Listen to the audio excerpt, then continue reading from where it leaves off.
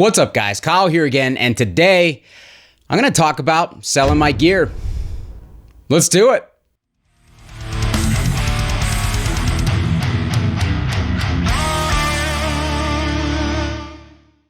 All right, guys, hope you're doing great out there today. If this is your first time here at my channel, my name is Kyle, and what I typically do is take all sorts of awesome high-gain guitar gear, such as what you see here in front of me, record it with a simple setup, and I give you the unprocessed audio on your end. But today, I kind of just wanted to have a little chat because I seem to be noticing a trend among fellow YouTubers and content creators, some of my friends even, who are kind of making videos about all the gear that they have, mainly their high gain tube amps, and talking about how they're either downsizing or selling most of them off, and just talking about why they're kind of unnecessary. So that all kind of gave me the idea to talk to you guys about me and how I'm selling some of my gear. Keep in mind, guys, this is all kind of off the cuff word and thought vomit from me, so this may not really, as my stories sometimes don't connect super well, this may not all be the most cohesive rambling, but these are just some thoughts that I've had in my mind that I kind of figured it was time to talk about anyways.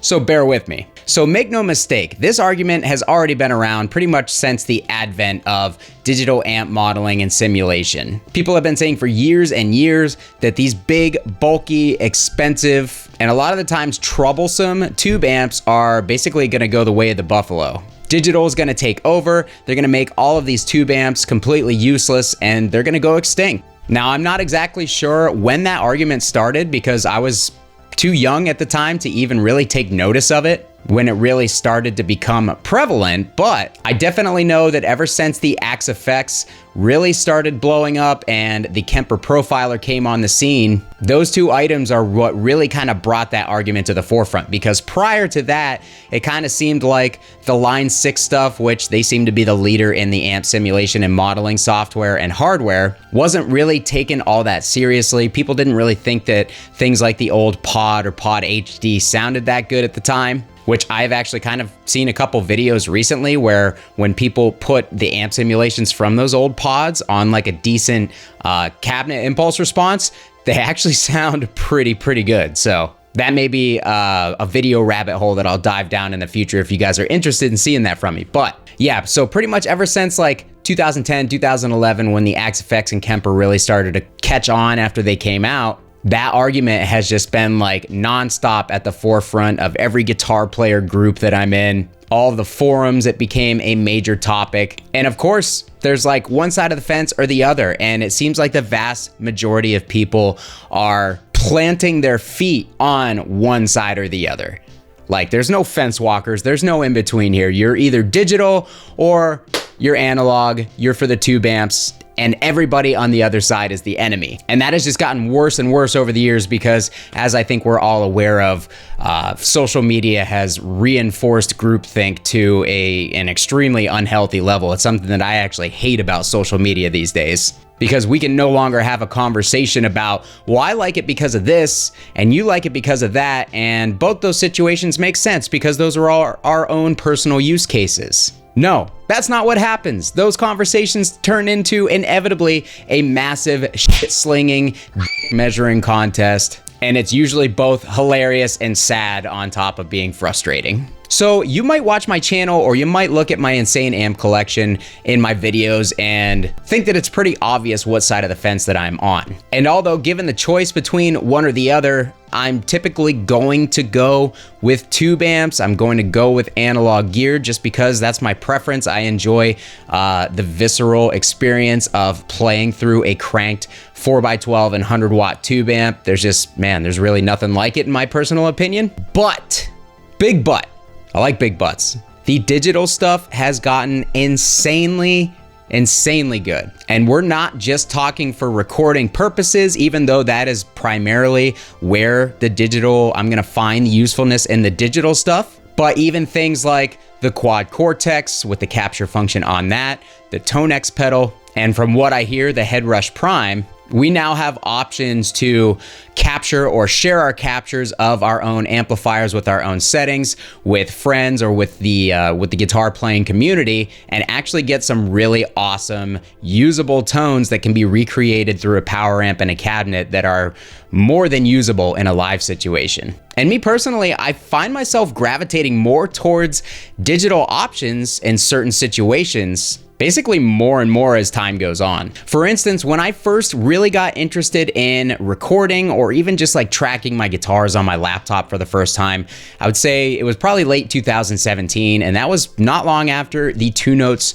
Torpedo Captor had come out. And that was kind of the piece of equipment that really sent me over the edge, you know, finally made me take the plunge of jumping into guitar recording, because I always wanted the option to record my tube amps, but I didn't have faith in myself to mic a cabinet properly. And I also, in a lot of instances, didn't have the ability to really turn up an amp to the proper level to record it. So once the 2Notes Captor came out, I could run my beloved analog high gain tube amps into that and then record the direct out of that and pair it with an impulse response. I was all in, man. I thought that that was awesome. I really still think that that's a really cool feature. It's something that I still, you know, choose to do to this day for certain situations. But here we are with the finger again. A couple of plugins recently of amps that I own have pretty much completely like removed that desire for me for certain amplifiers. Just to name a couple, the STL Tones Josh Middleton package, suite, whatever you want to call it.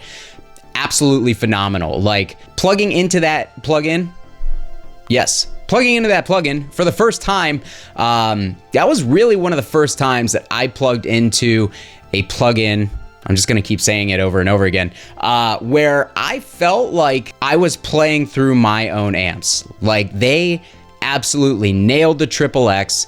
They nailed the 5150, and I know his is like slightly modified, but like everything that I love about a 5150 is still in that plugin. And then the multi-watt dual rectifier, they nailed it. Like they sound, all three of those sound exactly like the amps that I own. They responded like the amps that I own. The controls responded like the amps that I own. So I could just go in there and dial it as if I were dialing one of my own amps and get the same results. And that I just thought was incredible. And then that kind of led me to going back into the Lasse Lammert, sorry Lasse if you're watching this, I always feel like I'm pronouncing your name incorrect, and I probably am. But anyways, his STL plugin that features the Driftwood Purple Nightmare, the Dietzel Herbert, and his 2203, I believe, Marshall JCM 800, 2203, 2204, with the legendary Tones Hot Mod installed. All of those amps sound and feel really like they should, like my amps. I own the Dietzel Herbert. I owned the Driftwood Purple Nightmare for a while, even though I think something was wrong with mine, but the one in that plugin sounds a lot like the Darkest Nightmare that I demoed here on the channel, and it felt very familiar. And then his JCM 800 with the Hot Mod sounds and feels like my 1978 JMP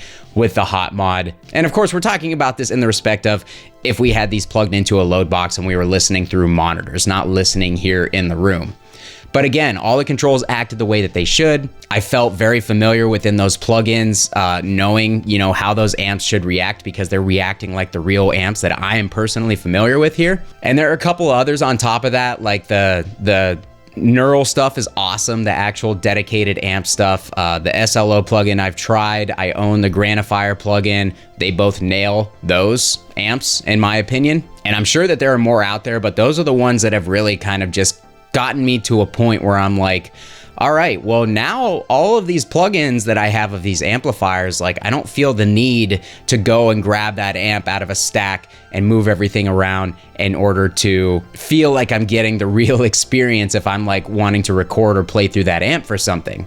Those plugins just nail it. And as someone who has finally started to record bands, yes, I finally started to record local bands, something I've wanted to do for a long time. I have, you know, been collecting these amps for years as I was really excited to have all these amps available for people who would never get to use these things in any other situation. I thought that that was really exciting, but those plugins that absolutely nail those amps, like I'm no longer going to have those amps available in the studio because those plugins nail them so closely that just having space taken up by those amplifiers in my studio space, which is kind of limited on space to begin with, just doesn't make sense. It's kind of redundant, especially when I can get those same tones after the fact if I wanted to by using that DI, just opening it up and dialing it in, and we're not married to something. That's also a really cool feature. But also, to add to the plugin thing, I have a Fractal FM9 modeler. I have a Quad Cortex. I've got the ToneX pedal and software, which incredible value, by the way. These things are seriously awesome. Let me know if you'd like to see some sort of follow-up video on the ToneX, because I see them kind of making a resurgence on YouTube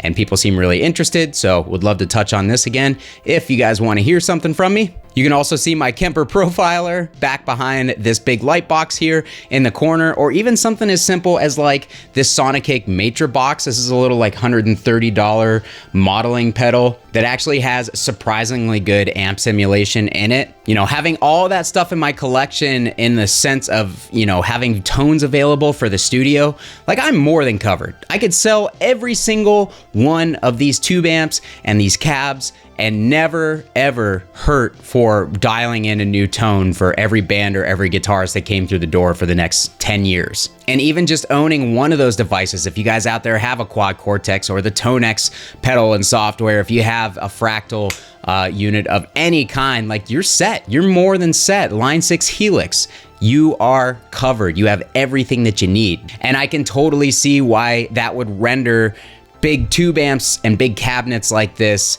completely useless. So with all that being said, let's kind of get back to the original point of this video. I'm selling some of my gear, and it seems like a lot of other people are too. There kind of seems to be a current trend with, you know, people downsizing and minimalizing their setups because there's a lot of redundancy going on within their collections. And I even made a couple videos recently, you know, showing you my obnoxious cab collection and saying that I was gonna sell off a bunch of those cabs, and then shortly after that kind of making a reflection video of saying how none of this gear really matters. Like all I've wanted to do in the first place was create, and I kind of wanted to refocus my attention on the creating part. And that really is kind of where my mind and where my heart are at the moment. That kind of brings me back to the point of this video of, you know, I'm selling some of my gear. But no, I'm not selling off my gear collection. No, I'm not trying to like downsize my core gear collection by any means. I am definitely not quite on the same page as some of the other people making these videos.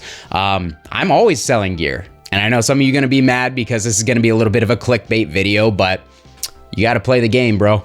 But if you guys aren't familiar with me, if you don't see my posts popping up on Facebook, in the gear buy and sell groups and stuff like that, I am constantly rotating gear, guys. It's how this channel got started. It's how this channel continues to, you know, allow me to do what I do on this channel.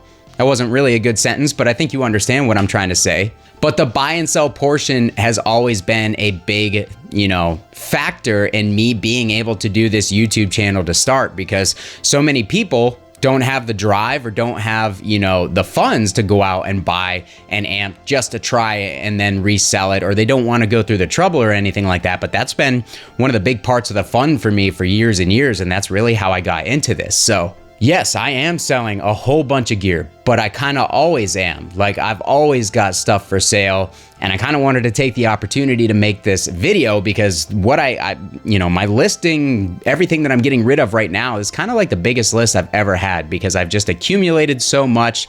There are some pieces that I wasn't necessarily intending to sell that I bought for videos and then kind of like decided to hang on to them for a minute, but ultimately have come back around to selling them, like the 6505 and the PV3120, just because they are literally redundant. They are literally the same amp with a different name as my 5150 and my PV-XXX. Stuff like that, yeah, that stuff is gonna go. But from the standpoint of my core collection, like different amps that I have, things that I've been collecting over the years, nah, man, I have no intent to downsize that collection. I want to get rid of the cabs that I have for sale because I got them as part of packages and I kind of always intended to sell them. I'm going to add, again, a couple to that list that I originally wasn't going to sell, But just because they are redundant, it's just another V30 loaded 412 slant cab. I can get rid of it, and you know, I won't miss any opportunities for content or for studio stuff in the future.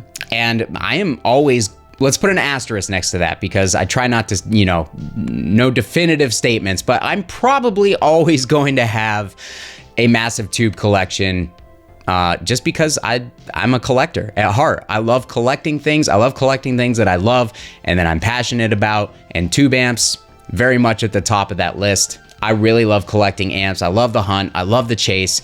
Right now, my mind and my heart are in a different place where I want to focus on making music with all of this stuff that I've collected over the past 7 to 8 years. But ultimately, I have no plans of getting rid of this. And do I ever think that I'm going to be in a place where, like, I don't find usefulness in tube amps and 4x12 cabs anymore?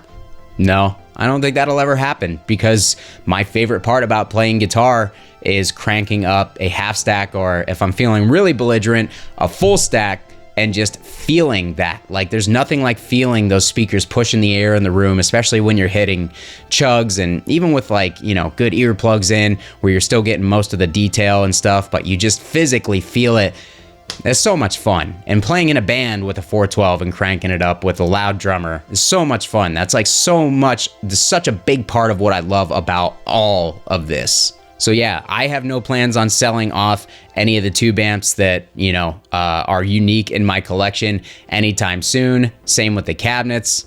But as far as the other stuff that I had kind of always planned to sell, that I got as part of packages that I bought to get something else, or things that I bought just to turn around, I want to invite you guys to follow my Instagram, Belligerent Gear Sales, which I will link down below, because a lot of you guys are asking me, hey, do you have anything for sale? People hitting me up in messages, you know, asking me what they should look for and blah, blah, blah. And a lot of the times, things that I think would fit their situation well also just so happen to be amps that I have in my possession and I'm looking to get rid of. So if you guys want to buy any guitars from me, if you want to buy pedals from me, stuff that have been on the show here, if you want to buy amps from me, I'm willing to ship all over the country and stuff. And if you want a little piece of the belligerent amateur pie or something, I don't know, that doesn't really make any sense. If you are interested in any of the gear I have for sale, I invite you to follow that Belligerent Amateur or Belligerent Gear Sales Instagram, which again, I'll link down below in the description and the comments, and you guys can definitely see what I have available. I'm updating that all the time with new lists and new posts and stuff. Or even if you're just looking for something particular and you're actually ready to buy, you can always hit me up and see if it's something that I have available and just hasn't made it on an updated list or anything like that yet. So that was really the main reason why I wanted to make this. I just thought it would be kind of an interesting video to spill out my thoughts, especially seeing the trend of people getting rid of a lot of their stuff lately, to kind of downsize, to minimize, to reduce the redundancy, to reduce the clutter. All of that makes perfect sense to me. I'm not going to argue with any of that, because that is all right for those individual people's situations. And even to me, to an extent, I would love to get rid of some of this stuff right now and get it out of here so I can kind of free up some space in my home and keep my fiance from murdering me in my sleep. So with that said, I hope you're not too angry about the clickbait. These amps are going nowhere. Much to the chagrin of many people out there, this YouTube channel is going nowhere and my content is not going to change. This is still going to be a high gain tube amp related guitar channel at its heart. And I thank each and every one of you guys for being here, for the support, and for watching. Again, if you guys want to check out the gear that I have for sale, Belligerent Gear Sales, down below, Instagram. I'm falling apart here right at the end of the video. Thank you guys so much for watching. If you plan on buying anything new and you want to help the channel out, my affiliate links for Sweetwater and Zounds are going to be in the description, as they always are. And I really appreciate when you guys use those. That's a huge help to the channel. And yeah, it's going to do it for me today, guys. I got some gear to list. So Kyle here again. Thanks so much for watching, and we'll see you next time. Bye.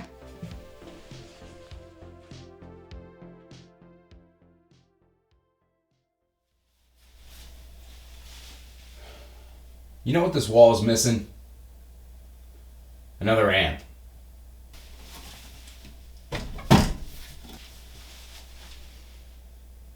There we go.